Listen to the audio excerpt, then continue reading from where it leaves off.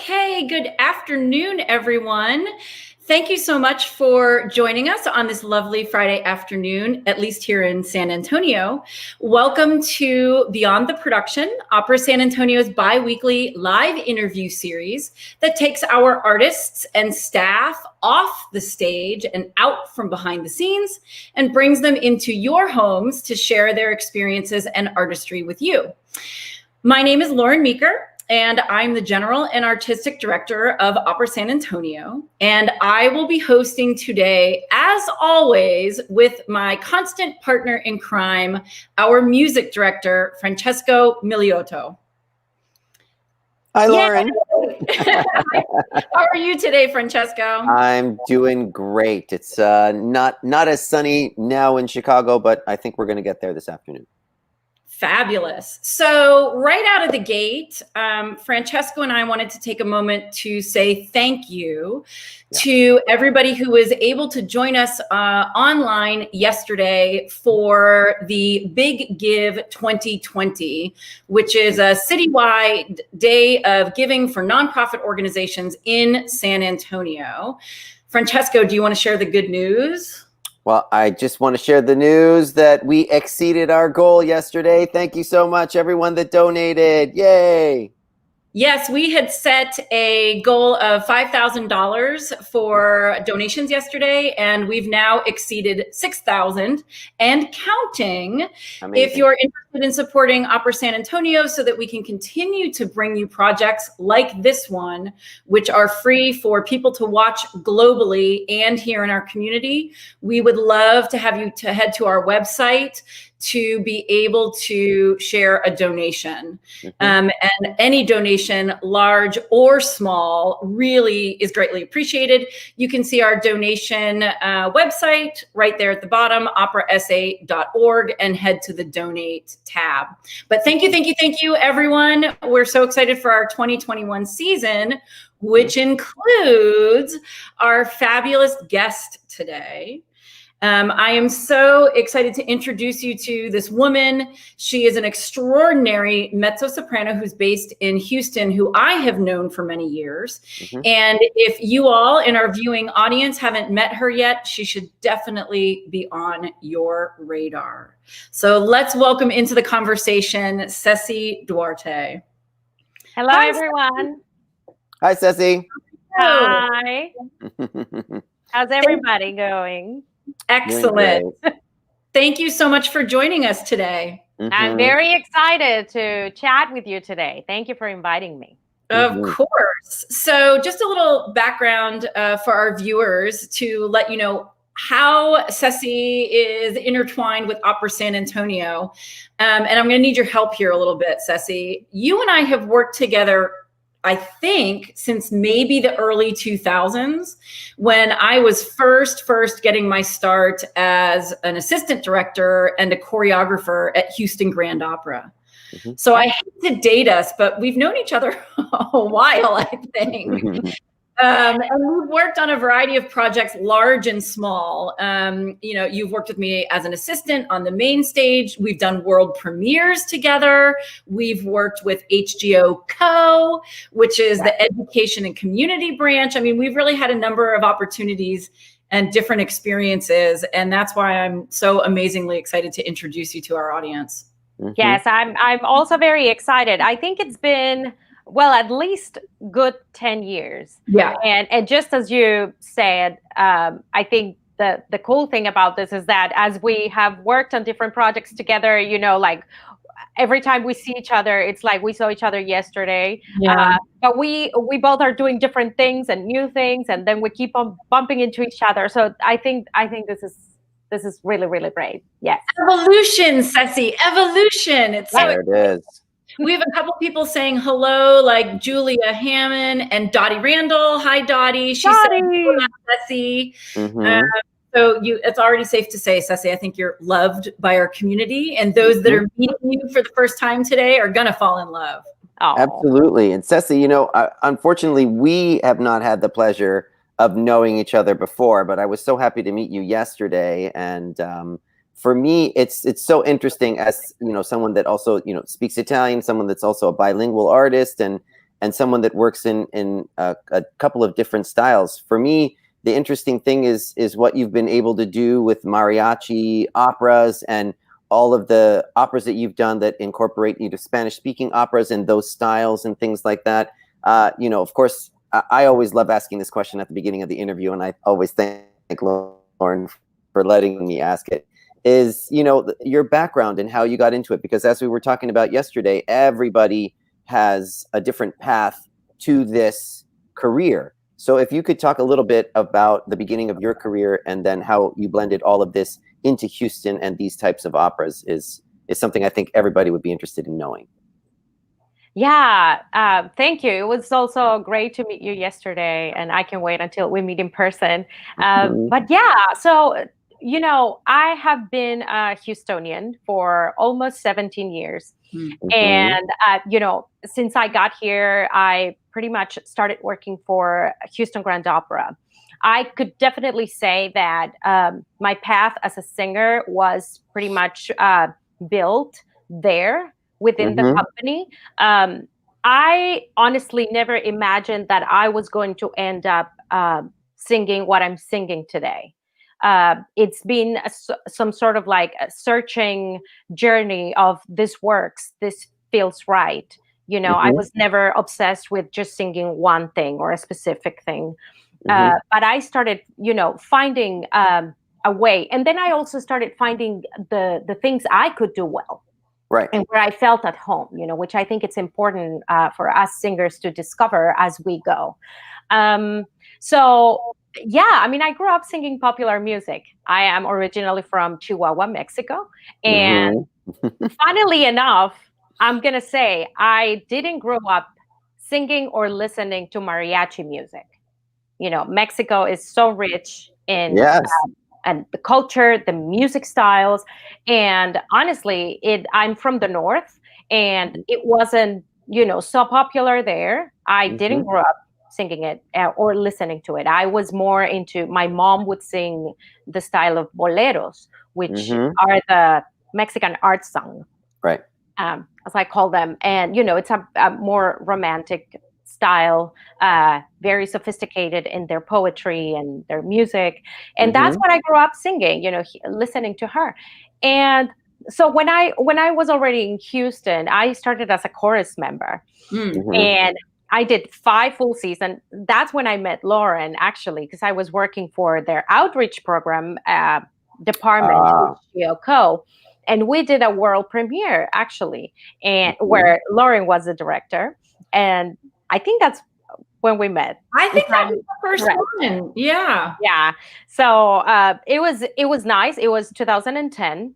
And that's when Houston Grand Opera came with the idea. Anthony Freud was the director back then. And he came with the idea after listening to a concert with Mariachi Vargas. He said, this music is so wonderful. How come there's not an opera with this music style? And they came with the idea of creating an opera that involved mariachi music to celebrate the bicentennial of the Mexican independence back then. Fantastic. Yeah. So, I'm also going to say that all this last 10 years, since I met Lauren, I have been searching for other things I could sing. So most of my career has been built around singing early music and new opera. So I'm at the extremes. Yes. Of the music and timeline, I don't necessarily feel like I need to call myself an opera singer because it's not the only thing I do. Right. And also I don't sing the big opera repertoire, So I do a lot of chamber opera, new opera, contemporary, and then a lot of early music. And I find it so fascinating to be able to do both of them because they actually one feeds the other, the way I approach the other. Do you love the differences between all of those types of music, or are you somebody that tries to find the similarities between them? It's always interesting because everyone always says, like, it sounds to me like you're saying I should just be able to call myself a singer and I sing all of these things. but everyone always is like, you're a Baroque singer, you sing this type of, they always want to sort of box you into something, into some label of some kind. But I think it's very interesting when we have artists that are so versatile. And I'm just curious if you admire the differences and keep them boxed and separate, or if you find similarities in between. I think both of them are important to recognize. A similarity for me is that early music is, in a way, always new, right? It's a live music, and when it's done, it's usually never done that way again, right? Because it's so flexible, because of ornamentation, because of there's many, like, pick up I don't know, Monteverdi's Scherzi musicali, like they're so flexible. You can shape the form the way you want. Yeah. When it comes to new music, it has never been heard before. Right. So I get to bring to the table what I can do, just like I do in early music. And then put my own flavor, my own style, or my own musical decisions to it, and then see if it works. Right. Wow. Is like a mariachi opera or any of the Spanish operas that you've worked on, I've never conducted any of them like from full score, sort of not even mariachi band opera, but more full score ones. Are they as strict, or are they as flexible for the room to find tempo, even something as simple as tempo?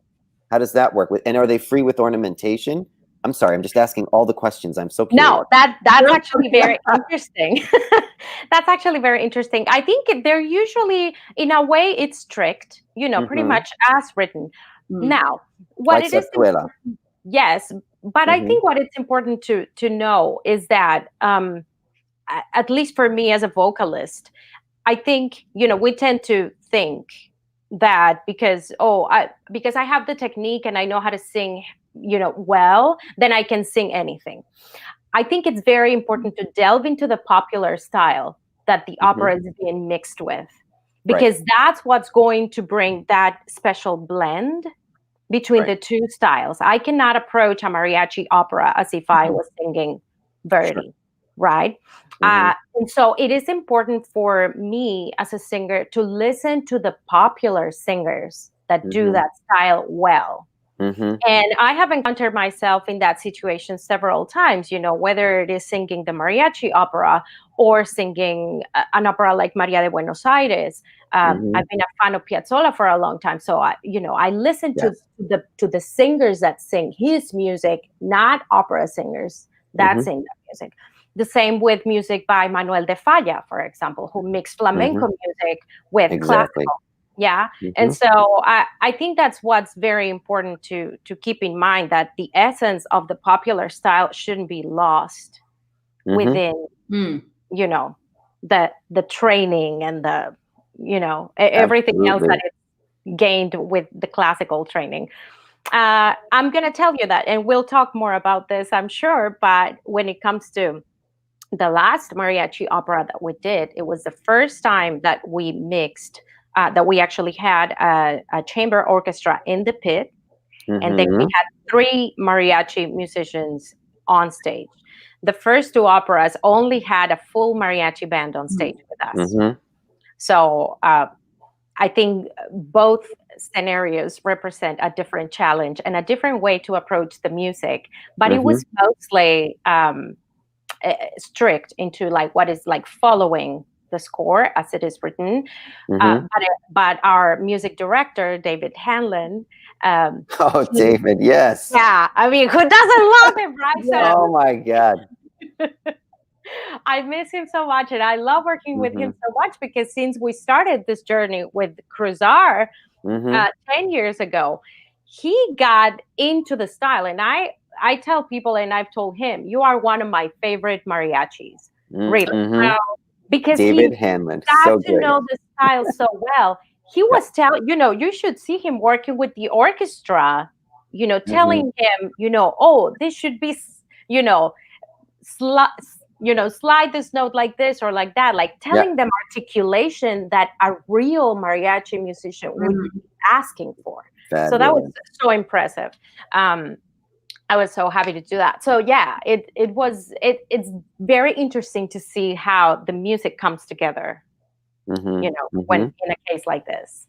So, Ceci, I'm going to interject for a second because you're blowing up our comments board, and I Yes. want to know how much love you're getting. So, Matt Silva, who's a big supporter of OSA, is giving a thumbs up.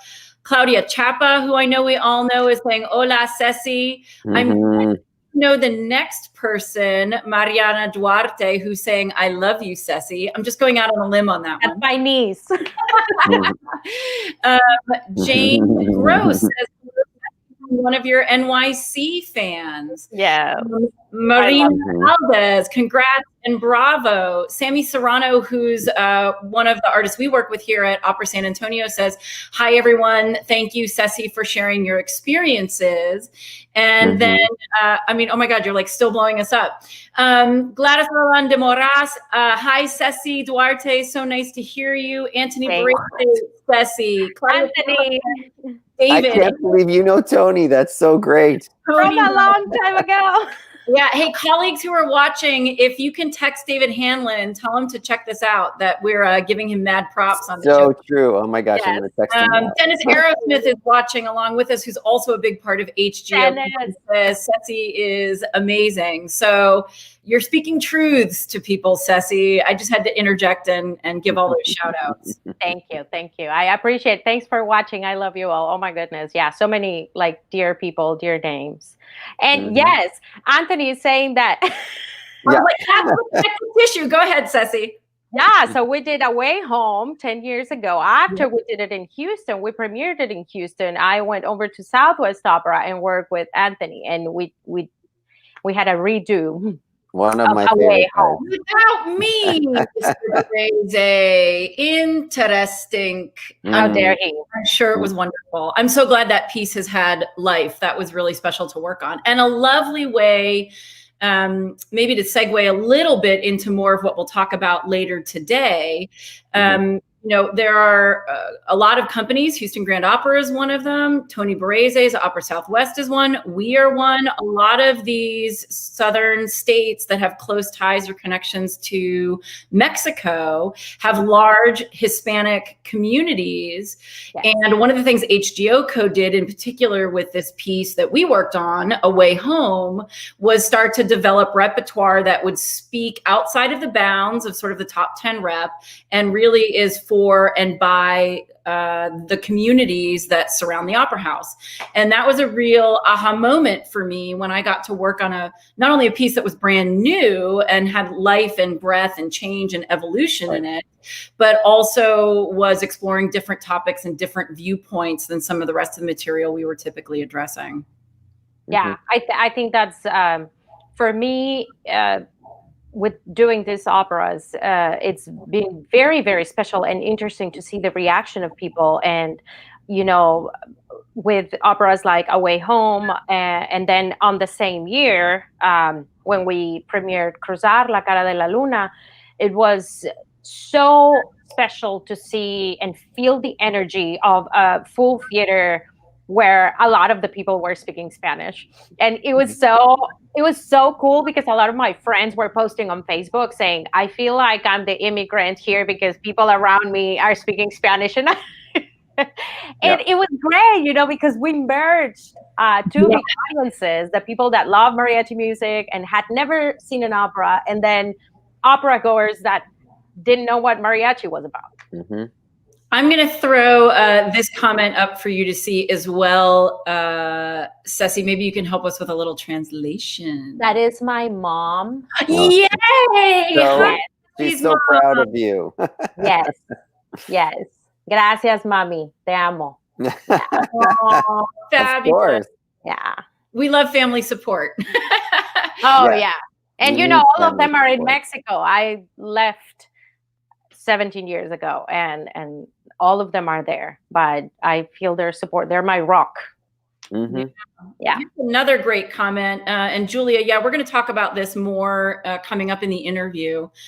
I love how she makes opera relevant to audiences here by bringing in cultural roots of Mexico and Southwest America. Yes, yes, yes, Julia. Thank you. About that more. Actually, that's a good segue. So, Ceci, I would love to talk a little bit about the beginnings of the mariachi opera trilogy that Houston Grand Opera started. And correct me if I'm wrong. I feel that some of the groundwork for being able to present these kinds of operas was the HGO experience like we had with Away Home. You know, there was a test bubble on a smaller scale. Those pieces were designed, you know, for sort of black boxes or smaller audiences. And the Houston Grand Opera did, I think, a really wonderful job cultivating an audience who could feel like, yes, they are part of the operatic vocabulary and audience, and there's a place for them in the opera house. Right. And that sort of evolution grew into what I then believe was one of the next big steps, was putting this trilogy together. And it is a trilogy, and we can talk about how all of that works. But could you give us a little more perspective? Because you've been in all three, which not every artist involved has. Mm-hmm. And I think you could talk a little bit about how the first one came about, and that can help us navigate the territory between the three pieces. Yeah, so as I told you, it was 10 years ago that Anthony Freud had the idea of creating the first opera with mariachi music. He then approached Leonard Foglia, Lenny, our dear librettist and director, another wonderful person. And so he wrote the libretto. He actually lived in Mexico for many years. And wow. he put this story together. It was, I mean, truly beautiful. Then they went after Jose Pepe Martinez, who was the lead of the Mariachi Vargas de Tecalitlan. And, you know, he said, no, I don't write opera. Right? But that response. Of course. Yeah, they had to ask him a few times, you know, and convince him and do some work. But, you know, he finally said yes. And so Cruzar came from HGO Co. It was also designed to be, you know, a smaller project to be performed at a theater in the Hispanic neighborhood here in Houston, in Talento Bilingüe. It was a small theater. Our world premiere ended up being a concert version of this opera at the Wortham. Where Mariachi Vargas would play for the first half, a concert, just like they do as big rock stars. And then the second half of the program was the premiere of the opera. This happened in November of 2010. The theater was packed. They opened the pit and put seats in the pit. Wow. I had never seen that in my life. The yelling of the people, because really Mariachi Vargas, I mean, they're an enormous following. Yeah. So it was amazing. Then the next month, then we did our stage performances at Talento Bilingüe, and we just had no idea. You know, by then I had been working for HGO, Houston Grand Opera, for about 5 years already, doing different projects. And we just I don't think anybody had an idea of the kind of success that this was going to have. After we finished performances, a couple months after, they called me and they asked me if I wanted to go to Paris to do Cruzar. And you said yes, 100%. I said yes. I said yes. I'll go. Yeah, no problem. Yeah, if somebody needs to go. Right, I'll do it. I'll if I have to. You took one for the team, Ceci. Yeah. So yeah, that was our first call, and we really had no idea. And since then, we have been really performing this opera for 10 straight years, all over Chicago Lyric, Arizona Opera, Fort Worth, everywhere. Wonderful. Could you give us a brief synopsis so that we can understand the context of what this opera is about? And then I want to share the first of our clips from Cruzar with our audience today. Good. Yeah. So Cruzar la cara de la luna, as I say, depicts the human side of immigration. Mm. It is a very important subject, told in a wonderful way. It tells the story of Laurentino, a man from Michoacan, Mexico, that back in the 60s comes to Houston to work in the United States as a bracero through the bracero program, where Mexicans were allowed to work for 6 months in agriculture, and then they could go back to Mexico for the rest of the year. Laurentino was one of those men. What started happening is that once these people were in the United States, they were able to find more work up north. So Laurentino left his family, his wife, Renata, and their little son, Rafael, in Mexico. And the opera happens in a series of flashbacks where we see Laurentino as a young man with his young family back in Mexico, and then as an old man in 2010 about to die in the United States. So I don't want to give it away, but I think a lot of people have seen this. Renata is a very strong-willed woman that wants to have her family together. She doesn't believe that a family should be separated. So, after a while, seeing that her husband keeps leaving, she says, I'm going to follow him. And she doesn't tell anybody, but she decides to cross the border. And then she didn't make it. So Laurentino ends up making his life in the United States again, and he never talked about his past until he was about to die. So we have a reuniting of families, in his deathbed. And so Renata, the character I played, is merely a memory most of the time, and a presence that's there to heal and to provide forgiveness for everybody. And that's basically in a nutshell. Beautiful. So I think, you mentioned that the opera has been performed at a variety of places in the last 10 years or so. And one of those places is New York City Opera, which I believe is where this first clip is from. Is there anything specific about this clip that you want to highlight for us? I think what we are going to see is their wedding day. So this is back in the 60s when they are young and they're about to start their life together. I think that's what we're gonna. And the main message of Cruzar, I shouldn't forget to say this. It's like the concept of home. Where is home, or what is home for us? I think that's why it's been so great everywhere we go, because everybody relates to that. Everybody has left a place, right? So. Okay, well, let's check it out, and then we can talk more about it after the clip. Good.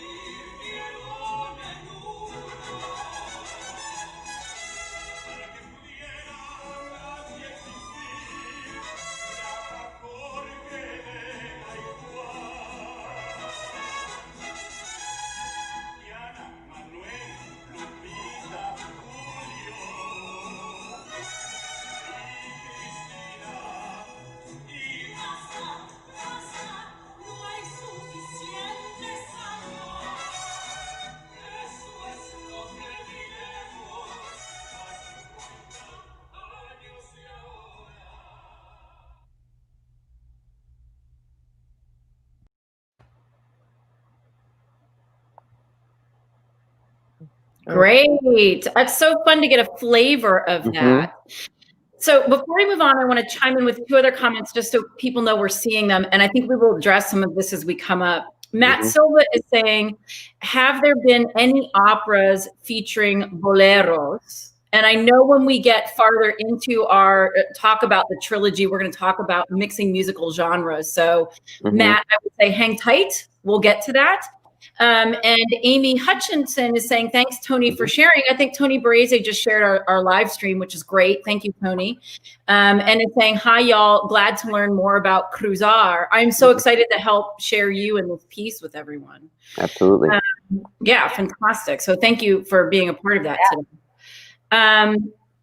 So Cruzar, I don't know how to quite ask this, Ceci, but I think when people think trilogies, sometimes we think, okay, it goes, you know, like you do your first one and it covers this time period, your second one, it covers this time period, your third, it covers this time period. And there's an insinuation that they're all sort of in order chronologically and related. Is that true for this or not? No. Okay. So, can you then tell us about the second piece and how it relates or not to the first piece? Yes. So after Cruzar, about I think maybe 4 or 5 years ago, came El Pasado Nunca Se Termina by the same creative team. Oh, good. Yes. So this was mostly just to have another mariachi opera. Seeing the success of Cruzar, you know, people say we want more mariachi operas because they're great. You know, they work. So they created another one with a completely different plot that has nothing to do with Cruzar. Okay. Yes. And I mean, it's a beautiful story. You know, great. I was not in that one. I should specify. I was not part of that production. I saw it. I was pregnant with my daughter, and it was wonderful. I saw it when they came because it was premiered in Chicago. And yeah, and then they came to Houston, and that's when I saw it. And it was wonderful. It featured the original Laurentino and Lupita from Cruzar, Vanessa Alonso and Octavio Moreno. I sent them big hugs. Both of them were part of that second opera, El Pasado Nunca Se Termina. And then the third opera was premiered just last December, commissioned by Houston Grand Opera. And that one, El Milagro del Recuerdo, the miracle of remembering, of the remembrance. Yeah, I think they call it. That one is the prequel of Cruzar la Cara de la Luna. Okay. So everything that happens in El Milagro sets everything that happens in Cruzar. And something that was done so well that I really appreciate is that when we did Cruzar, and for the people that have seen it, you can see characters that are from Mexico and then characters that are from the United States. So the opera is told in English and Spanish, depending on who's singing. Fabulous. My role only sings in Spanish. And they were very careful in portraying, you know, and choosing a cast that could do it, you know, the way it would be like legitimate to the story. El Milagro del Recuerdo, since it's the prequel, happens all in Mexico. And it happens during Christmas Eve. So it's a Christmas story. And it's so moving because it doesn't, you know, it tells the story about Renata and Laurentino, how they met, how they grew up together, what's the bond there, and the issue of, you know, him coming and going while, you know, we all get emotional during Christmas time, during the holidays. So this is just like, it was even like hard for us, you know, during the rehearsal period not to like get teary-eyed.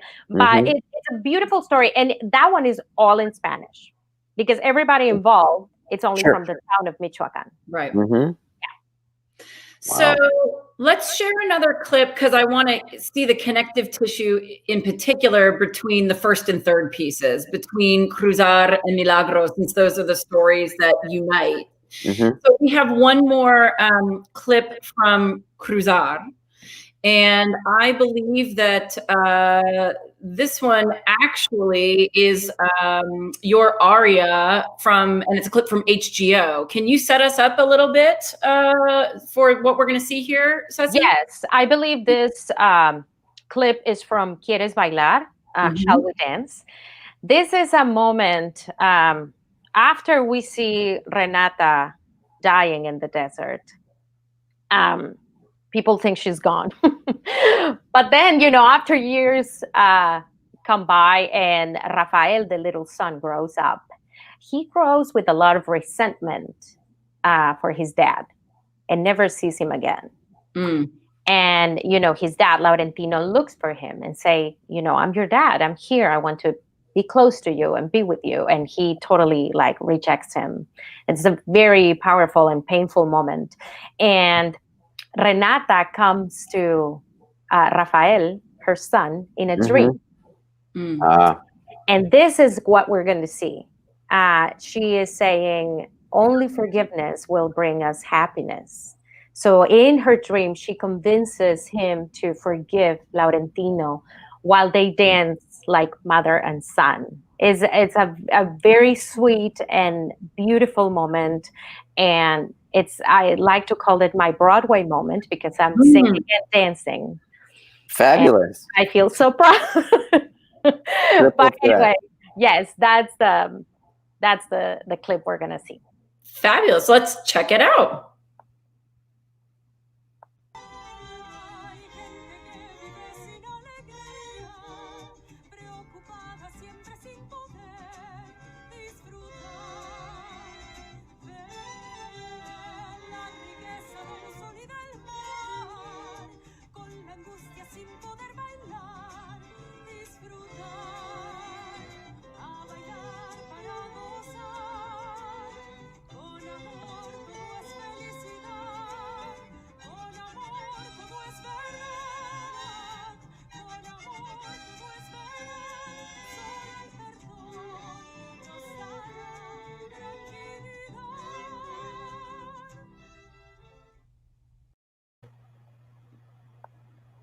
You didn't see the dance, but yeah. We didn't see the clip didn't show the dance, but I love it. It's so beautiful.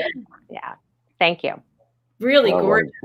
Yeah. And as you can see, we have the full mariachi in the back playing with us.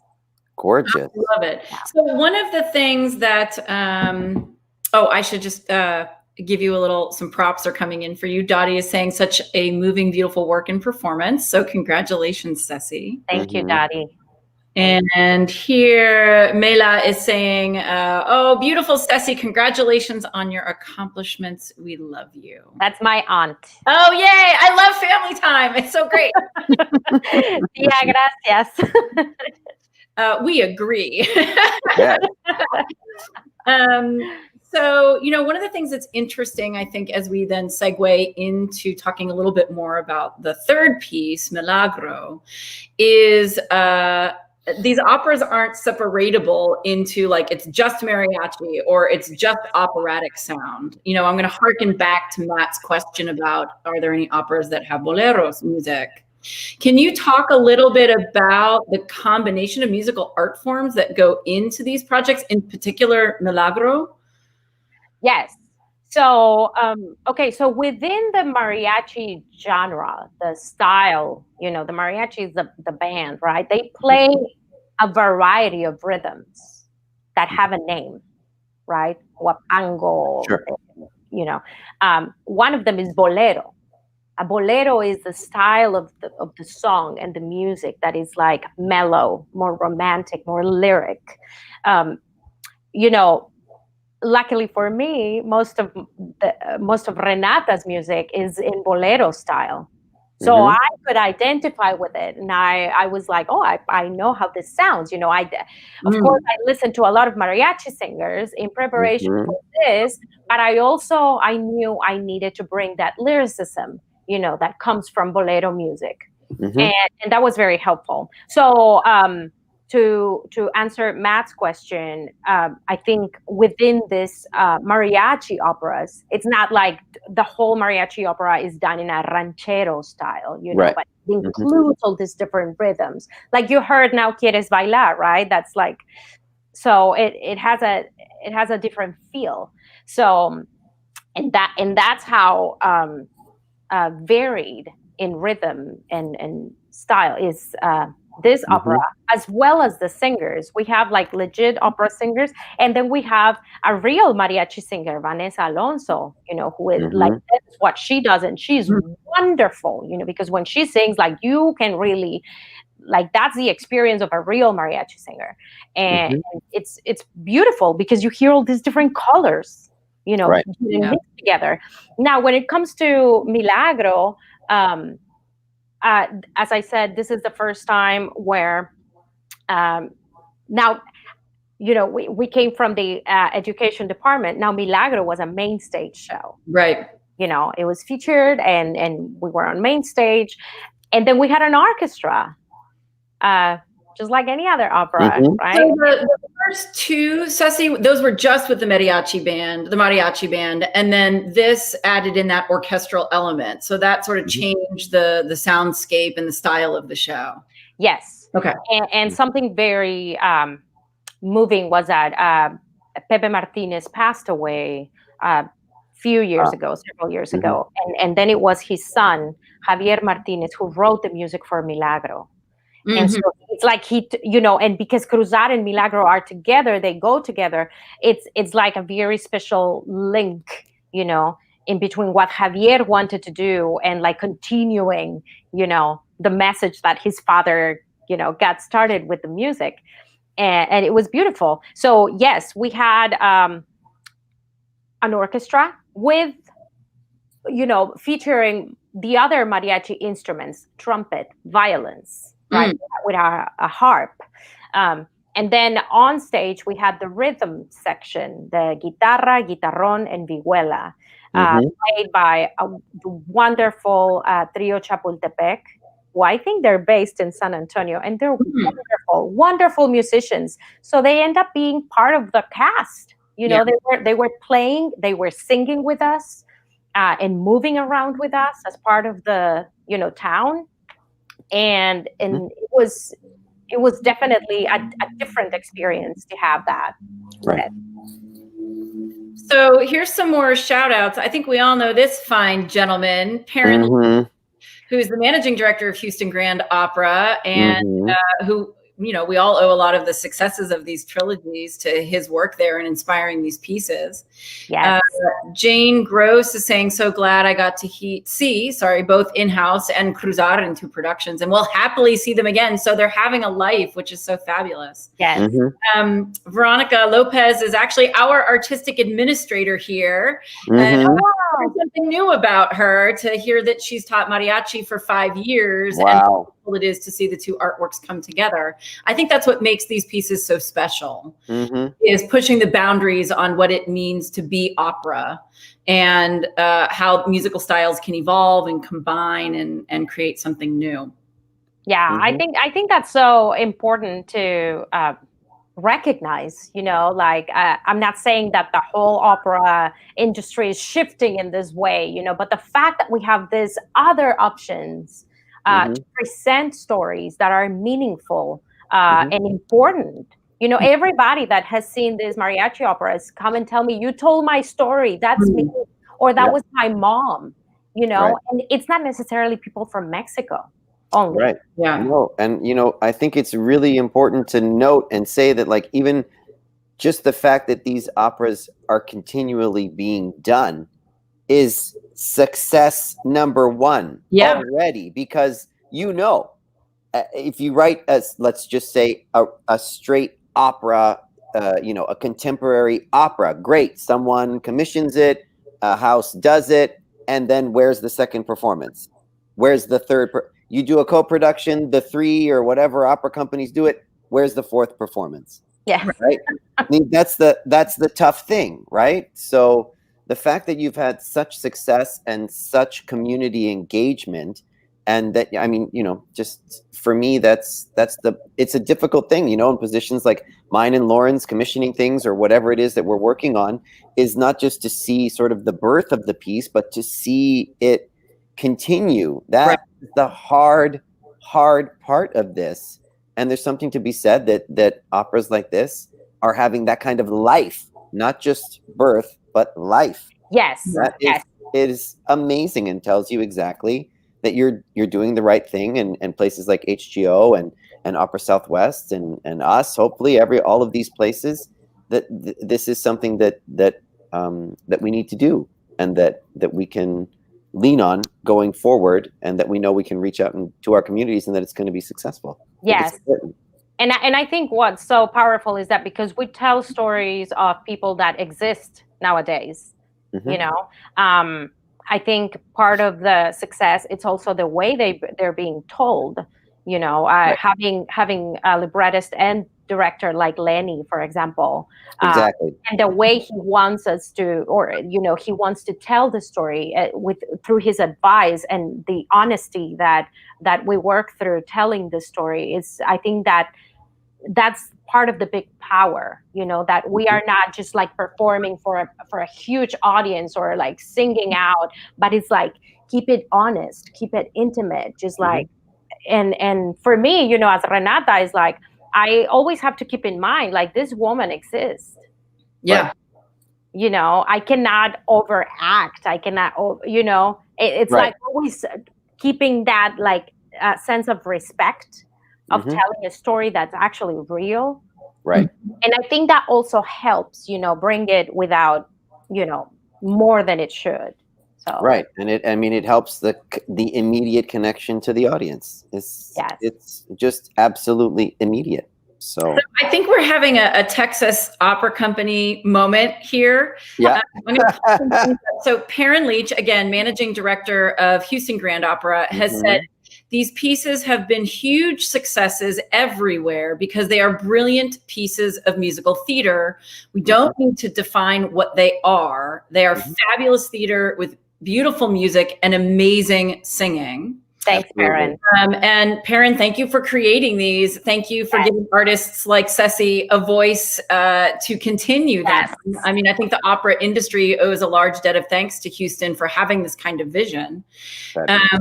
Our coming in on another comment feed that I can't display at the moment, Linda Peschke, who's one of our board members here at Opera San Antonio, is saying we need to see these in San Antonio. Noted, Linda. More conversation about that. And then out in Amarillo Opera, Mary Jane Johnson, who runs that company, is saying, I'm so glad I tuned into this. Amarillo Opera needs to do one of these operas. I'm excited. So yay for spreading the word today, Ceci. Great. I love this. I love it too. So, and Amy Hutchinson saying respect in our storytelling, connecting with our communities. Yes, yes, yes. So we wanted to share a little bit today with our audience from Milagro, to tie Cruzar and Milagro together. This is the publicly available trailer from Grand Opera. To give them a shout out and a little bit of promotion here as well.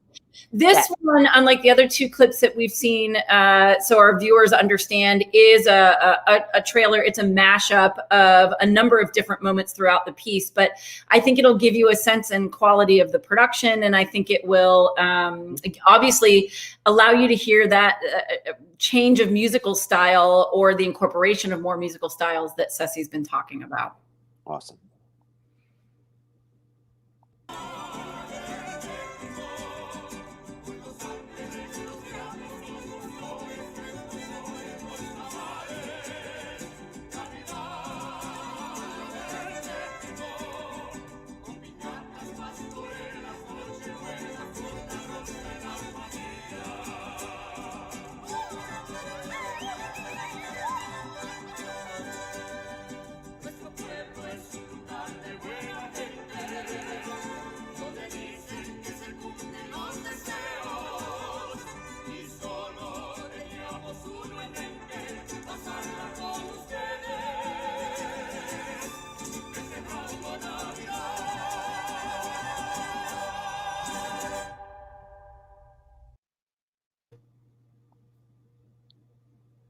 So fun. So great. Yeah, I can attest to the awesomeness of Ceci and all of the other artists involved. I was there to see it in December, and it was phenomenal. Also, our viewers are probably going to recognize a lot of the artists in that clip, but a special shout out to Rafael Moras, who is now based, but whose family, some of whom I think are watching, are still here in San Antonio. We love Rafael, and actually, it's not announced yet, but we'll be seeing him here in San Antonio soon. That's just a teaser for the future. So Ceci, these pieces are so phenomenal and I think important, and it opens the door towards a bit of a conversation we were having earlier, which is about how to involve community. And can you talk a little bit about you as an artist who has Mexican American roots, what it's like to be an opera singer in the United States, and how branching back to your home and involving the community has influenced you? Yeah, I think it's so important. Something that has helped me a lot while living here and working here is that I got to do a lot of outreach. And that's where I found out that it's necessary to make the information known and let the material be known. But one has to get out of the theater building to really reach out. A lot of people, sometimes they don't even know, right, what's out there.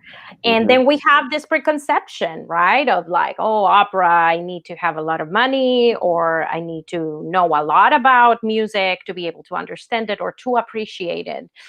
And what is so important about these pieces and the community involvement is that, you know, we can present stories that people can relate to, and that they can understand and appreciate and embrace as their own. When you have someone sings a piece that, you know, they feel represented, and suddenly they feel like they occupy an important place in the community, that their stories matter, that their experience matters. And so that's why it's so important to bring it out and to promote these stories and to keep creating them. Mostly also because I would say, you know, there are so many of us Latin American artists that live here. And you know, for me, some people have told me, you know, in the past, not a lot, you know, but they say, oh, they're going to typecast you, you know, as the Latina. I'm like, well, there's no Latino roles. Only now, you know, there are stories being created that, you know, pretty much like make the Hispanic people or community represented in this story. So if I get to be the first one to do them, great. You know, I want to be part of this. I want to be part of this because these are important people. These are our heroes. You know, Renata, you know, with her determination, with her story, she's a family woman. And those are the heroes we need to hear about. The stories we need to know. We don't know the human side of all these issues, right? And so I think it's so important to that. And it's important that people come and get close to the opera companies that are being, you know, that are doing all this work and bringing this new work for them. You know, it's for them. So I cannot emphasize how important it is, you know, for both sides, for the audience and also the company, you know, to bring this works. I know, my goodness, you know, every time I think of San Antonio, I mean, the mariachi culture there is, you know, even bigger than here, I would say. I don't know, you know, it's really, really big. So having stories like this, you know, why not? We have had the experience, you know, of like doing these operas in other places, and they have a whole, you know, mariachi festival going on days before in preparation, and so everybody gets to know about this, right? About that, you know, the opera is coming and everybody should come and see it. But yeah, I think mostly so people can feel identified and lose that fear, you know, or I don't know Yeah. this. I'm not prepared enough. But I mean, we always. Oh, sorry. Go ahead, Lauren. I was say, what do you feel? I think there is a fear with producers that doing something that stretches into an audience that you maybe haven't presented material before will sort of be received by that new audience like, well, it's opera, I don't know anything about it. What do you think companies have done to get over that hurdle in order to have these kinds of successes with this trilogy in particular that's allowing new audiences to go, yeah, I'll check out opera. That sounds like something that is going to speak to me. What are the kinds of experiences you've had that are allowing audiences to make that leap? Well, I think for my experience, for example, with the Houston Grand Opera, I mean, we started performing in a different place, not at the Wortham. We went to a Hispanic neighborhood, and we had sold out performances. Then people started knowing about Cruzar, and we've done I think 2 more revivals after that. And then they happened at the Wortham and then at the George R. Brown, and people came because they knew about it. I think all you need to do, all the companies need to do is just get it started, and then create events around that, that are appealing to the people that don't know what we're talking about, right? What is this mariachi opera? I don't know. So everything that goes around, the preparation and the cultural involvement, before an opera like this is being performed, it's important. But it's mostly just do it. I mean, you will never know if you don't do it. Right. We lost Francesco momentarily. He was having internet issues, but he will pop back in with us, I'm quite sure. Ceci, can you talk just a little bit more about, in the few minutes that we have left, about what it's like to be a Mexican-American, quote unquote, operatic? I love that you don't want to just be labeled like that. So that's why I'm putting air quotes around it. But I think, part of what I'm on a big mission to do is sort of educate the next generation of artists and diversify the communities that we're going into in order to find that next generation that's not just Caucasian and maybe already familiar with opera. So can you talk a little bit about your experience as an artist from Mexico coming to the United States and how those two worlds impact each other? Yeah, I'm going to say that my path was not a very predictable one. When I came here 17 years ago, I just knew I wanted to sing. I wasn't really sure what was going to happen with me. And so it's just like I told you before, I started finding that my voice fit in certain things.